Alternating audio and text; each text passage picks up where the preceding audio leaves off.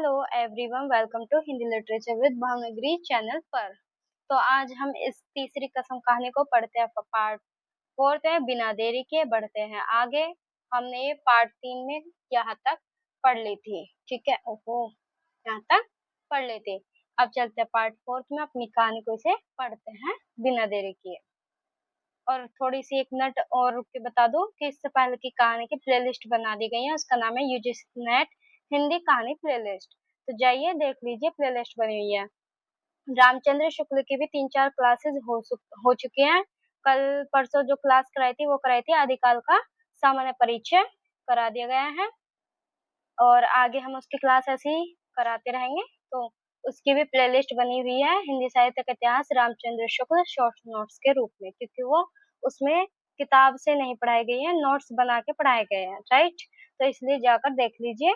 तो वो नोट्स के रूप में है, शॉर्ट नोट्स के। और अगर आप चाहते हैं डीप पढ़ना तो मैं बता दूं कि कैसे पढ़ना है। एक बार आप बुक से पढ़िए और जब मेरी क्लास पे जाइएगा तो उससे आपको बहुत कॉन्सेप्ट क्लियर हो जाएंगे। तो अब चलते हैं बिना देरी किए अपनी कहानी पर। जल्दी से पढ़ते हैं लाइन बाय लाइन, इंपॉर्टेंट चीजों को हाईलाइट करते हुए। हम्म हीरा मन हंसा, दुल्हनिया लाली लाली डोलिया, दुल्हनिया पान खाती है, दूल्हा की पगड़ी में मुंह पूछती है। ओ दुल्हनिया, तेगछिया गांव के बच्चों को याद रखना, लौटती बेर गुड़ का लड्डू लेती आइयो। क्या कहा कि जब वापस लौटो तो क्या लाना है? बेर गुड़ का लड्डू, यानी सॉरी, बेर गुड़ का नहीं, लौटती बेर, यानी जब लौटोगी तो आपको क्या लाना है? गुड़ के लड्डू लेकर आने हैं, वो ऐसा बोलते हैं। लाख बरस तेरा हुला जिए, कितने दिनों का हौसला पूरा हुआ है हीरामन का। ऐसे कितने सपने देखे उसने, वह अपनी दुल्हन को लेकर लौट रहा है। हर गांव के बच्चे तालियां बजाकर गा रहे हैं, हर आंगन से झांक कर देख रही है औरतें। मर्द लोग पूछते हैं कहाँ की गाड़ी है, कहाँ जाएगी। उसकी दुल्हन पर्दा थोड़ा सरका कर देखती है। और भी कितने सपने गांव से बाहर निकलकर उसने कनखियों से टप्पर के अंदर देखा। हीराबाई को सोच रही है, हीरामन भी किसी सोच में पड़ गया है। थोड़ी देर के बाद वह गुनगुनाने लगा। क्या गुनगुनाने लगा? ये पंक्तियां हैं, ये गीत आया है इसमें, तो देख लेना। ये रुक जाओ, ठीक है। ये वाला गीत, ये पंक्तियां नोट डाउन कर लेना, ये जो है, ठीक है। क्या है? सजन रे झूठ मती बोलो, सजन रे झूठ मती बोलो, खुदा के पास जाना है। नहीं हाथी नहीं घोड़ा नहीं गाड़ी, वहां पैदल ही जाना है। सजन रे झूठ मत बोलो। हीराबाई ने पूछा, क्यों मीता, तुम्हारी अपनी बोली में कोई गीत नहीं क्या? किसने पूछा? हीराबाई ने, कि क्यों मीता, तुम्हारी अपनी बोली में कोई गीत नहीं है क्या? हीरामन अब बेखटक हीराबाई की आंखों में आंखें डालकर बात करता है, यानी कि जो उसके मन में थोड़ी आशंका या भय भीत सब है हो रहा था, वो भी नहीं है। अब वो आंख में आंखें डालकर आई कांटेक्ट के साथ उससे बातें करता है। कंपनी की औरत भी ऐसी होती है। सर्कस कंपनी की मालकिन मैम थी, लेकिन हीराबाई गांव की बोली में गीत सुनना चाहती है। वह खुलकर मुस्कुराया, गांव की बोली आप समझिएगा। हूँ हीराबाई ने गर्दन हिलाई, कान के झुमके हिल गए। हीरामन कुछ देर तक बैलों को हाँकता रहा चुपचाप, फिर बोला, गीत जरूर ही सुनिएगा, नहीं मानिएगा। इस इतना शौक गांव का गीत सुनने का है आपको, तब लेक छोड़नी होगी। चालू रास्ते में कैसे गीत गा सकता है कोई? हीरामन ने बाएं बैल की रस्सी खींचकर दाहिने को लीक से बाहर किया और बोला, हरिपुर को नहीं, हरिपुर को हरिपुर होकर नहीं जाएंगे। तब चालू लीक को काटते देखकर हीरामन की गाड़ी के पीछे वाले गाड़ीवान ने चिल्लाकर पूछा, काहे को गाड़ीवान, लीक छोड़कर बेलीक कहाँ? उधर, यानी जैसे मेन रास्ते से ना होकर दूसरे रास्ते को जाते हैं, तो पीछे वाले किसी ने पूछा होगा कि कैसे उस रास्ते को न जाकर दूसरे कहाँ जा रहे हो, मतलब ये पूछा था। हीरामन ने हवा में द्वाली घुमाते हुए जवाब दिया, कहाँ है बेली की? वह सड़क नननपुर तो नहीं जाएगी? फिर अपने आप बड़बड़ा, इस मुल्क के लोग की यही आदत बुरी है, राह चलते एक सुजिर है करेंगे, यानी कि जैसे रास्ते में कोई भी जा रहा हो और उसे टोक देना एक तरीके से। अरे भाई, तुमको जाना है जाओ, देहाती भुज सब। नननपुर की सड़क पर देखो, ये भी जगह का नाम है नननपुर, जितनी भी इसमें जगह आई है उन्हें क्रम से नोट डाउन कर लेना। क्वेश्चन पूछा जा चुका भी है और पूछा जाएगा भी आगे आगे भी। ठीक है। नंदनपुर की सड़क पर गाड़ी लाकर हीरामन ने बैलों की रस्सी ढीली कर दी। बैलों ने दुल की चाल छोड़कर कदम चाल पकड़ी। हीराबाई ने हीराबाई ने देखा, सचमुच नंदनपुर की सड़क बड़ी सोनी है। हीरामन उसकी आंखों की बोली समझता है। घबराने की बात नहीं है, सड़क भी फारबिसगंज जाएगी। राह घाट के लोग बहुत अच्छे हैं। एक घड़ी रात तक हम लोग पहुंच जाएंगे। एक रात तक हम लोग पहुंच जाएंगे। हीराबाई को फारबिसगंज पहुंचने की जल्दी नहीं। हीरामन पर उसको इतना भरोसा हो गया कि डर भय की कोई बात नहीं उठती है मन में। हीरामन ने पहले जी भर मुस्कुरा लिया। कौन गीत गाएगा वह। हीराबाई को गीत और कथा दोनों का शौक है। क्वेश्चन पूछा भी जा सकता है कि हीराबाई को किस चीज का शौक था, तो हीराबाई को शौक था गीत और कथा दोनों का ही उसे शौक था। इस महुआ घटवारिन, वह बोला, अच्छा जब आपको इतना शौक है तो सुनिए। सुनिए किसका गीत, सुनिए महुआ घटवारिन का गीत। इसमें गीत भी है और कथा भी। कितने दिनों के बाद भगवती ने यह हौसला भी पूरा कर दिया। जय भगवती। आज हीरामन अपने मन को खलास कर लेगा। वह हीराबाई की थमी हुई मुस्कुराहट को देखता रहा। सुनिए, आज भी परमार नदी में कौन सी नदी का जिक्र आया है? परमार नदी का जिक्र आया है ये। अरे भैया उठ जाओ। परमार नदी का, ठीक है। महुआ घटवारिन के कई पुराने घाट है। परमार नदी में जो महुआ घटवारिन है उसके कई घाट है। इसी मुल्क की थी महुआ। थी तो घटवारिन, लेकिन 100 सतवंती में एक थी। उसका बाप दारू ताड़ी पीकर दिन रात बेहोश पड़ा रहता। ये महुआरिन घटवारिन जो उसकी कथा बताई जा रही है यहाँ पे। उसकी सौतेली माँ साक्षात राक्षसनी, बहुत बड़ी नजर, चालाक, रात में गांजा दारू अफीम चुरा कर बेचने वाले से ले लेकर तरह तरह के लोगों से उसकी जान पहचान थी। किसकी? जो महुआ घटवारिन थी उसकी माँ की, मतलब मम्मी की। सबसे घुट्टा घर भर में हेल मेल। महुआ कुमारी थी लेकिन काम कराते कराते उसकी हड्डी निकाल दी थी। राक्षसनी ने जवान हो गई, कहीं शादी ब्याह की बात भी नहीं चलाई। एक रात की बात सुनिए। हीरामन ने धीरे धीरे गुनगुनाकर गला साफ किया। सावन भदवा, ये गीत है, देख लेना, नोट डाउन कर लेना, इम्पोर्टेंट। ठीक है, आगे चलते हैं। ओ माँ, सावन भादों की उमड़ी हुई नदी, भयावनी रात, बिजली कड़कती है, मैं बारी कुआरी नन्ही बच्ची, मेरा कलेजा धड़कता है। अकेली कैसे जाऊं घाट पर, सो भी परदेशी राही बटोई के पैर में तेल लगाने के लिए। कहा?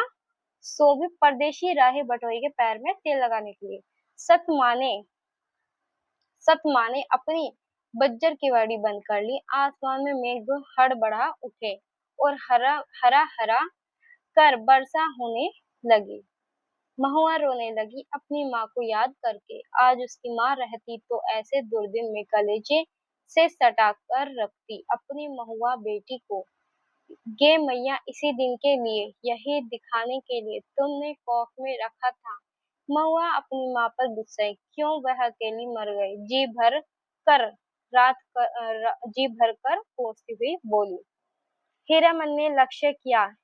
हीराबाई तकिए पर कोहनी गड़ाकर गीत में मगन एकटक उसकी ओर देख रही है। खोई हुई खोई हुई सूरत कैसी भूली लगती है। खोई हुई सूरत जो है उसकी कैसी भूली लगती है।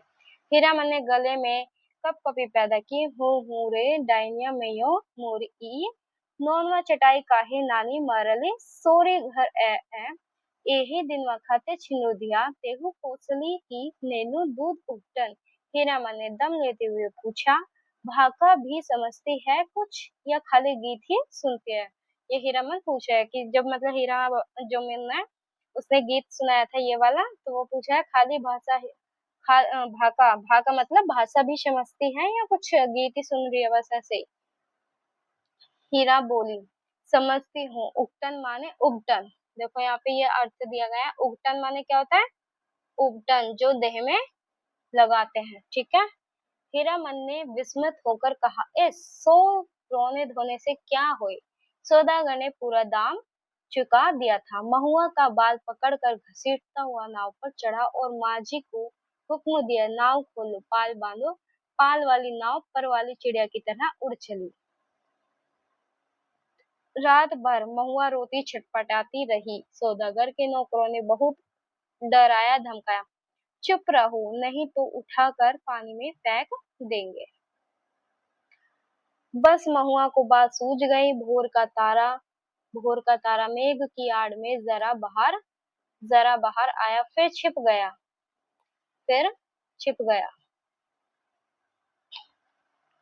हम्म, छिप गया। इधर महुआ भी छपाक से कूद पड़ी पानी में। सौदागर का एक नौकर महुआ को देखते ही मोहित हो गया था। महुआ की पीठ पर वह भी कूदा। उल्टी धारा में तैरना खेल नहीं, सो भी भरी भादों की नदी में। वो भी भरी भादों की नदी में, मतलब तैरना, उल्टा तैरना मजाक नहीं था। महुआ असल गटवारिन की बेटी थी। मछली भी भला थकती है पानी में। सफरी मछली जैसी फरफराती पानी चीरती भागी चली जा रही थी और उसके पीछे सौदागर का नौकर पुकार पुकार कर कहता, महुआ जरा थमो, तुमको पकड़ने नहीं आ रहा हूँ, तुम्हारा साथी हूँ, जिंदगी भर साथ रहेंगे हम लोग। लेकिन हीरामन का बहुत प्रिय गीत है यह। महुआ घटवालिन गाते समय उसके सामने सावन भादों की नदी उमड़ने लगती है। अमावस्या की रात अमावस्या की रात और घने बादलों में रह रहकर बिजली चमक उठती है। उसी चमक में लहरों से डरती हुई बारी कुमारी महुआ की झलक उसे मिल जाती है। सफरी मछली की चाल और तेज हो जाती है। उसको लगता है वह खुद सौदागर का नौकर है। महुआ कोई बात नहीं सुनती, प्रतीत करती नहीं, उलटकर देखती भी नहीं, और वह थक गया है तैरते तैरते, जो उसके पीछे कूदा था नौकर। इस बार लगता है महुआ ने अपने को पकड़ा दिया, यानी महुआ रुक गई थी, खुद ही पकड़ी गई थी। कहने का मतलब ये है, पकड़ में आ गई। उसने महुआ को छू लिया है, पा लिया है। उसकी थकान दूर हो गई है। 15-20 साल तक उमड़ी हुई नदी की उल्टी धारा में, कितने 15-20 साल तक उमड़ी हुई नदी की उल्टी धारा में तैरते हुए उसके मन को किनारा मिल गया है। आनंद के आंसू कोई भी रोक नहीं मानते। उसने हीराबाई से अपनी गीली आंखें चुराने की कोशिश की, किंतु हीरा तो उसके मन में बैठी न जाने कब कुछ देख रही थी। हीरामन ने अपनी कांपती हुई बोली को काबू में लाकर बैलों को झिड़की दी। इस गीत में न जाने क्या है कि सुनते ही दोनों थस जाते हैं, लेकिन सॉरी, लगता है सो मन बोझ लाद दिया किसी ने। मतलब इस गीत में ऐसा था। हीराबाई लंबी सांस लेती। हीरामन के अंग अंग में उमंग समा जाती है। तुम तो उस्ताद हो मीता। इस आसिन कार्तिक का सूरज 2 दिन रहते ही कुमला जाता है। सूरज डूबने से पहले ही नननपुर पहुंचना है। सूरज डूबने से पहले नननपुर पहुंचना है। हीरामन अपने बैलों को समझा रहा है। कदम खोलकर और कलेजा बांधकर चलो। ए छिछी बड़के भैयन, ले ले ए ले। अरे भैया हो जा। पता नहीं पैन कोई क्या हो रहा है। नननपुर तक वह अपने बैलों को ललकारता रहा। हर ललकार हर ललकार के पहले वह अपने बैलों को बीती हुई बातों की याद दिलाता। याद नहीं चौधरी की बेटी की बारात में कितनी गाड़ियां थी, सबको कैसे मात किया था। हाँ, वह कदम निकालो, ले ले ले। नननपुर से फारबिसगंज 3 कोस 2 घंटे और है। कितने? नननपुर से फारबिसगंज 3 कोस, ठीक है। नननपुर के हाट पर आजकल चाय भी बिकने लगी है। हीरामन अपने लोटे में चाय भर कर ले आया। कंपनी की औरत जानता है, वह सारा दिन घड़ी भर में चाय पीती रहती है। चाय है या जान, मतलब जो वो है हीराबाई, वो हर घड़ी पर चाय पीती है, मतलब हर घड़ी भर। हीरा हंसते हंसते लोटपोट हो रही है। अरे तुमसे किसने कह दिया कि कुंवारे आदमी को चाय नहीं पीनी चाहिए। हीरा मन लजा गया, क्या बोले वह, लाज की बात। लेकिन वह भोग चुका है एक बार। सर्कस कंपनी की मेम के हाथ की चाय पीकर उसने देख लिया, बड़ी गर्म तासीर है। पीजिए गुरुजी, हीरा हंसी। एस नननपुर के हाट पर ही दिया बाती जल चुकी थी। हीरामन ने अपना सफरी लालटेन जलाकर पिछवा में लटका दिया। आजकल शहर से 5 कोस दूर के गांव वाले भी अपने को शहरों समझने लगे हैं। बिना रोशनी की गाड़ी को पकड़कर चालान कर देते हैं 12 बखेड़ा। कितना आगे चलता है। आप मुझे गुरुजी मत कहिए, तुम मेरे उस्ताद हो। हमारे शास्त्र में लिखा हुआ है, एक अक्षर, क्या ये एक अक्षर, अक्षर मतलब होता है अक्षर, सिखाने वाला भी गुरु और एक राग सिखाने वाला भी उस्ताद। इस शास्त्र पुराण भी जानती हो। मैंने क्या सिखाया, मैं क्या। हीरा हंस कर गुनगुनाने लगी। सावन भदवा के गीत, गीत गा गा के दिखाए थे ना उसने, तो वही बता रहा है। हीरा मन अचरज के मारे गूंगा हो गया। इस इतना तेज जहन हूँ बहू महुआ गटवारे। गाड़ी सीताधार के सूखी धारा की उतराई पर गड़गड़ाकर नीचे की ओर उतरी। हीरा बाई ने हीरामन का कंधा धर लिया। एक हाथ से बहुत देर तक हीरामन के कंधे पर उसकी उंगलियां पड़ी रही। हीरामन ने नजर फिराकर कंधे पर केंद्रित करने की कोशिश की कई बार। गाड़ी चढ़ाई पर पहुंची तो हीरा की ढीली उंगलियां फिर तन गई सामने। फारबिसगंज शहर की रोशनी झिलमिला रही है। शहर से कुछ दूर हटकर मेले की रोशनी टप्पर में लटके लालटेन की रोशनी में छाया नाचती है आसपास। डबडबाई आंखों से हर रोशनी सूरजमुखी फूल की तरह दिखाई पड़ती है। किसके? सूरजमुखी के फूल की तरह। फारबिसगंज तो हीरामन का घर द्वार है। फारबिसगंज तो हीरामन का घर द्वार है। न जाने कितनी बार वह फारबिसगंज आया है। मेले की लद्दी लादी है किसी औरत के साथ। हाँ, एक बार उसकी भाभी जिस साल आई थी गोने में। इसी तरह तिरपाल से गाड़ी को चारों ओर से घेर कर बासा बनाया गया था। हीरामन अपनी गाड़ी को तिरपाल से घेर रहा है। गाड़ी वान पट्टी में सुबह होते ही रोता कंपनी के मैनेजर से बात करके भर्ती हो जाएगी। हीराबाई, परसों मेला खुल रहा है। इस बार मेले में पाल चट्टी खूब जमी है। बस एक रात, आज रात भर हीरामन की गाड़ी में रहेगी। हीरामन की गाड़ी में नहीं, घर में। कहाँ की गाड़ी? कौन हीरामन? किस मेले से? किस चीज की लदनी? कंपनी की कंपनी की ई एक नहीं, अब 4 हीरामन। चारों ने अचरज से एक दूसरे को देखा, यानी कि उसके दोस्त भी आ गए होंगे। आप देखते कैसे कैसे एक दूसरे को देखा। कंपनी नाम में कितना असर है। हीरामन ने लक्ष्य किया, तीनों एक साथ सटक दम हो गए। लाल मोहन ने जरा दूर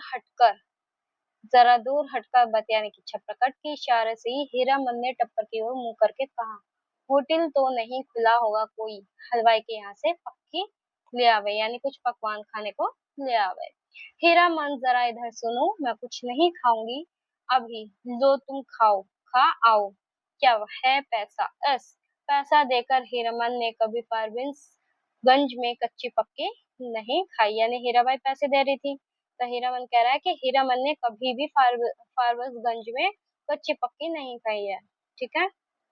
उसके गांव के इतने गाड़ीवान हैं कि किस दिन के लिए वह छू नहीं सकता पैसा। उसने हीराबाई से कहा, बेकार मेला बाजार में हुज्जत मत कीजिए, पैसा रखिए। मौका पाकर लाल मोहर भी टप्पर के करीब आ गया। उसने सलाम करते हुए कहा, 4 आदमी के भात में 2 आदमी खुशी से खा सकते हैं। 4 आदमी के भात में 2 आदमी खुशी से खा सकते हैं। ठीक है। बासा पर भात चढ़ा हुआ है। हे, हम लोग एक ही गांव के हैं। गोवा ग्रामीण के रहते होटल और आलय के यहाँ खाएगा हीरामन? हीरामन ने लाल मोहर का हाथ टीप दिया। बेसी भचर भचर मत बको। गाड़ी से 4 रस्सी दूर जाते जाते धुनी राम ने अपने फुल बुलाते हुए दिल की बात खोल दी। इस तुम भी खूब हो हीरामन। उस साल कंपनी का बाग, इस बार कंपनी की जनानी। मतलब पहले तो बाग गाड़ी जेली, अब इस बार कंपनी की जनानी को लेकर आए हो। कहने का मतलब ये। ठीक है। हीरामन ने दबी आवाज में कहा, भाई रे, यह हम लोग की मुल्क की जनाना नहीं कि लटपट बोली सुनकर भी चुप रह जाए। एक तो पश्चिम की औरत थी, इस पर कंपनी की, मतलब एक तो पश्चिम की है, ऊपर से कंपनी की भी। धुनीराम ने अपनी शंका प्रकट की, लेकिन कंपनी में तो सुनते हैं पतोरिया भी रहती है। धत, सभी ने एक साथ उसको दुरदुरा दिया। कैसा आदमी है, पतोरिया रहेंगी कंपनी में भला? देखो इसकी बुद्धि, सुना है देखा तो नहीं है कभी। धुनीराम ने अपनी गलती मान ली। पलट दास को बात सूझी। हीरामन बाई, भाई जनाना जात अकेली रहेगी गाड़ी पर, कुछ भी हो जनाना आखिर जनाना ही है, कोई जरूरत ही पड़ जाए। यह बात यह बात सभी को अच्छी लगी। हीरामन ने कहा, बात ठीक है पलट, तुम लौट जाओ गाड़ी के पास ही। अच्छा, उसका नाम था पलटदास जो था। पलट, तुम लौट जाओ गाड़ी के पास ही रहना, और देखो गपशप जरा होशियारी से करना। हाँ। हीरामन की देह से अतर गुलाब की खुशबू निकली। हीरामन कर्मकांड है, उस बार महीने तक उसकी देह से बगाइन गंध नहीं गई। लालमोहन ने हीरामन की गमछी सूंघ ली है। हीरामन चलते चलते रुक गया। क्या करे लालमोहर भाई, जरा कहो तो बड़ी जिद करती है, कहती है नौटंकी देखना ही होगा, फोकट में ही, और गांव नहीं पहुंचने की बात पहुंचेगी यह बात। हीरामन बोला, नहीं जी, एक रात नौटंकी देखकर जिंदगी भर बोली ठोली कौन सुने। हीरामन कह रहा है कि नहीं, हम नहीं देखेंगे नौटंकी। कौन मतलब अगर देख भी लिया तो फिर जिंदगी भर की ठोली बोली सुनने को मिलेगी। देसी मुर्गा विलायत चाल, किसने कहा है देसी मुर्गी विलायत चाल? हीरामन। धुनीराम ने पूछा, फोकट में देखने पर भी तुम्हारी भौजाई बात सुनाएगी? लाल मोहर के बासा के बगल में एक लकड़ी की दुकान लाद कर आए हुए गाड़ीवानों का बासा है। बासा के मीर गाड़ीवान मियाँजान बूढ़े ने सफरी गुड़गुड़ी पीते हुए पूछा, क्यों भाई, मीना बाजार की लदनी लाद कर कौन लाया है? मीना बाजार तो पतुरिया पट्टी को कहते हैं। इम्पोर्टेंट। अरे, मीना बाजार किसको कहते हैं? मीना बाजार तो पतुरिया पट्टी को कहते हैं। क्या बोलता है यह बूढ़ा मियाँ? लाल मोहन ने हीरामन के कान में फुसफुसा कर कहा, तुम्हारी देह महक उठती है सच। लहस नवा लाल मोहर का नौकर गाड़ी बान है, उम्र में सबसे छोटा। लहस नवा जो था वो लाल मोहर का नौकर गाड़ीवान है, तो ध्यान रखना है। ये भी इम्पोर्टेंट है क्योंकि आजकल ऐसे क्वेश्चन पूछे जा रहे हैं कि लहस नवा किसका गाड़ीवान का नौकर है? लाल मोहर का। उम्र में सबसे छोटा, पहली बार आया है, तो क्या बबुआइनों के यहाँ बचपन से नौकरी कर चुका है। वह रह रहकर वातावरण में कुछ सूंघता है, नाक सिकोड़कर हीरामन ने हीरामन ने देखा लहसनों का चेहरा तम तम गया है। कौन आ रहा है धड़धड़ाता हुआ? कौन? पलटदास। क्या है? पलटदास आकर खड़ा हो गया चुपचाप, उसका मुंह भी तमतमाया हुआ था। हीरामन ने पूछा, क्या हुआ, बोलते क्यों नहीं? क्या जवाब दे पलटदास? हीरामन ने उसको चेतावनी दे दी थी, गपशप होशियारी से करना। वह चुपचाप गाड़ी की आसानी पर जाकर बैठ गया हीरामन की जगह पर। हीराबाई ने पूछा, तुम भी हीरामन के साथ हो? पलटदास ने गर्दन हिलाकर हामी भरी। हीराबाई ने फिर लेट गई।